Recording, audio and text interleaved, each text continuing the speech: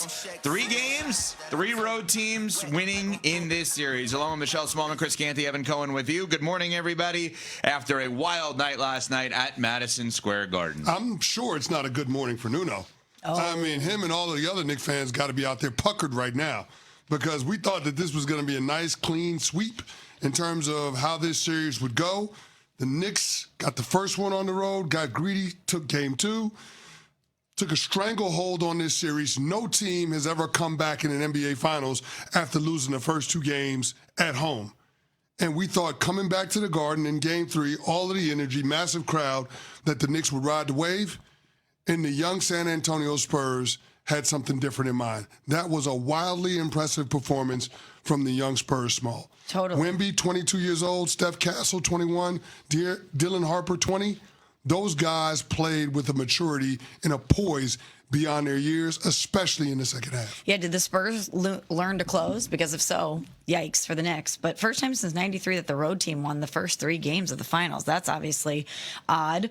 But yeah, we saw a different version of the Spurs last night. And I don't know if I'm a Knicks fan, if I'm panicking today, just because the game was so closely contested. There was obviously a lot of physicality. People are feeling a certain way about the whistle or lack thereof. Also, the Knicks haven't lost since April 23rd. At some point, you were going to drop a game. And I know that you wanted to get this one last night, first one in the finals at home. The energy was high. But at some point, you probably were going to lose a game. It's very rare to be able to sweep 3 series in a row on your way to winning a final. So I wouldn't panic a little much if I was the Knicks fan today. Yeah, San Antonio was up 11 after the first quarter. Knicks had an unbelievable second quarter, outscoring the Spurs 42-24 in that second quarter to take a 64-57 halftime lead. Spurs bounced back. They're up 1 going into the fourth quarter of that game. And in that fourth quarter, early on, they were both bad in terms of their shooting. I think it was 96-91 for about a half hour, it felt like, in real time. Yeah. Obviously not in game time. And the Spurs had 2 huge shots late. One at 108-104 with 1:53 to go. A Steph Castle 3 where Wemby got double and triple team, kind of got caught up with the ball, got it out to Castle. He hits the 3. And then 111-108, Spurs at the lead, 12.2 to go. De'Aaron Fox, who I got to be honest, I forgot was the clutch player of the year a few years ago. He was kind of Brunson.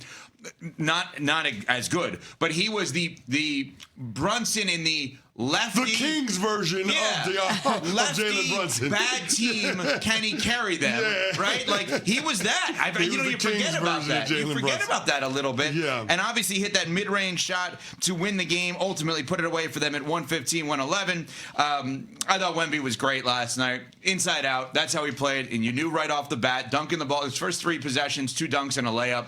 And we'll get to what he did with Brunson and whether or not it should have been called a flagrant. And Mike Brown had what to say, the head coach of the Knicks, about all the fouls and the free throw discrepancy. We'll get to that in about 10 minutes or so. But the Spurs deserve their flowers. And Wemby with 32 points in this game, 11 of 18 from the floor, 2 of 4 from behind the arc, 8 of 9 from the three-point line. You notice last night when he shoots the 3, it's when he's tired. It's actually a break for him. He just happens to be a good shooter, and that is what you want. If he's going to rest on the floor somehow, and he played the entire fourth quarter, but he played inside out, and that was vital for them. Well, yeah, I mean, he was allowed to play the entire fourth quarter and a large chunk of the second half because the Knicks were in foul trouble, right? The Knicks got in the bonus early in both the third quarter and the fourth quarter. They played the final 4.5 minutes of the third quarter in the bonus. They played the final 8 minutes of the fourth quarter in the bonus. Boys and girls, they ain't but 24 minutes and a half of basketball. And the Spurs spent more time than not in that half in the bonus. So what does that mean? A lot of free throws. That means Wemby having an opportunity to put his hands on his shorts, get some rest. We had several reviews of flagrant fouls in that game last night. So that gave him an opportunity to get some rest as well. So I think the flow of the overall game allowed for Wemby to rest while he was on the court. The other thing that I thought was an interesting tweak by Mitch Johnson was going with the 4-guard lineup with Wemby, especially in the fourth quarter. That lineup gave the Knicks some problems. Now, it's counterintuitive because the Spurs have had issues with rebounding in this series, keeping the Knicks off the offensive glass, but I thought the 4-guard lineup with Wemby did a really good job of rebounding. But why I bring that up is because there were certain offensive sets where they allowed Wemby to flare to the corner, space the floor, and one of the guards would hunt the most ideal matchup, Which is and 11. Which is 11. They'd break them down off the bounce, and they'd get into the paint where they could finish at the rim, or they could dish for somebody else to get a chippy. I thought that was brilliant by Mitch Johnson in terms of allowing Wemby to have some offensive possessions where he actually got some rest too. I mean, Castle and Harper, those two dudes came out there with something on their mind. They were going after Jalen Brunson. They attacked him early. Yeah. I mean, Harper's dunk on OG Anunoby at the end of the first quarter, like, that was a tone setter for a 20-year-old to take that personal against an all-NBA defender. Like, that is incredible to see that. And then Steph Castle, I mean, I can't say enough about this dude. Found a way to get to the rim, found a way to get to the line early on. I mean, he damn near drops 20 in the first half. I thought those two guys were the biggest difference in the Spurs offense and the overall mentality of the team in this game. Wemby is going to get his, but when those two guys, when Dylan Harper and Steph Castle play like that, especially early on, the Spurs are going to be hard to beat. I think they could play like that also because of it goes hand in hand. Wemby can do what he can do because of them. They can do what they can do because of him. And I thought they did a great job of throwing passes to Wemby. Only he could catch them passes. They need to do more of that. Like, the only he could, there are no other players in the league that could catch some of the passes that they threw except for Victor Wembanyama. And that was phenomenal last night and how they approached that. The two guys, Castle and Harper, are just monsters out there. Yeah. And the fact that they can guard Jalen Brunson, really Castle can attempt to guard Jalen Brunson one-on-one. I don't know that anyone could really guard Jalen Brunson one-on-one. I don't know that anyone could really guard SGA one-on-one. The guy who has done the best at that relative to efficiency is Steph Castle. Oh, by the way, he was a scorer in the first half, and oh, by the way, he hit maybe the biggest shot of the game in the second half. So when you get that kind of production, that was tremendous last night. And you know what? There were other guys that sprinkled in a couple of moments. Keldon Johnson was way better in this game than he was previously. He wasn't great, but no, he was better.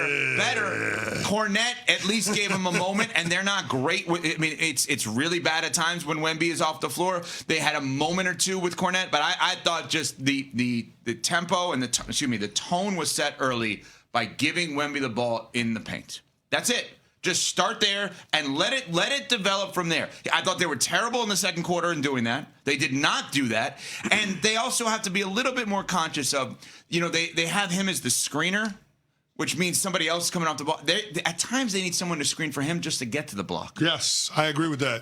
Away from the ball. Because you saw what the Knicks were doing with Towns, with OG. Yeah. Offensive line drills. They were bodying him. They were grabbing his jersey. As they should. You're going to have to get guys to free him up. Back picks allow him to get down to the post, to get to his spots. It's too hard for Wemby to get in position all the time. Early on, he can do it because he's got more energy. But as the game wears on, they've got to find ways to free him up so he can get in the painted area and he doesn't settle for jump shots.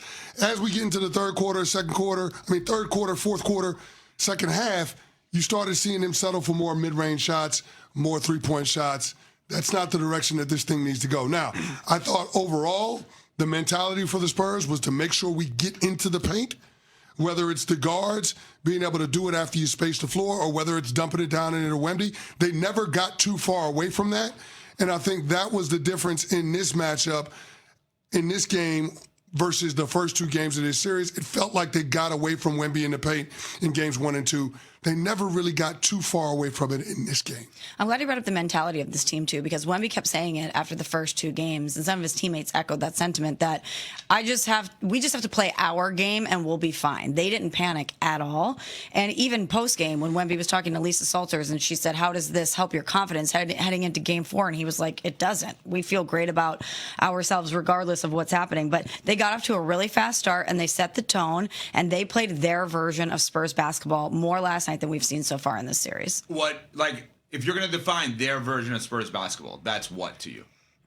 Well, getting off to a start like they did last night, Wemby setting the tone early. I think he needs to be the one that sets the tone early, and we got that from him last night. They were physical, which I appreciated. We're going to get into this more. I like that the refs are not letting the whistle decide the series, but there is a line at some point.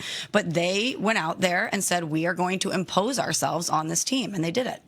Yeah, I think that Wemby setting the tone early is I think with the way he did it last night is the way he needs to. That's tone setting. If he were to shoot 5 threes in the first quarter and make 3 of them, we'd all go crazy. Oh my God, this guy's great. I don't know that that's tone setting. I think when you have to play him by the rim, it drops guys. And then if you give Castle and Harper any space to cook, you're done. I know they're only 21 and 20 years old, respectively. It doesn't matter. Those guys are monsters out there. And Dylan Harper is as fearless of a player in sports at a young age as we've seen in years. I don't know anyone that is as fearless as Dylan Harper at that. He's 20 years old. 20. No fear. Going at OG? OG was awesome last night. OG is an all-league type defender. Yeah, I got you.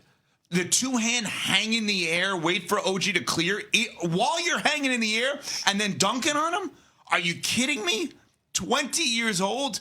Fearless. We talk about Anthony Edwards. Oh, he's fearless. No. This guy's at another level of fearless. Like he's not afraid of this moment. He's not afraid of that team. And that's what would excite you if you are San Antonio. There is a flip side to this. Mike Brown, head coach of the New York Knicks, who has not been good. He has been great. Had what to say about the way in which this game played out last night. We will get to that next. We're on Sportsmanlike, presented by Progressive Insurance.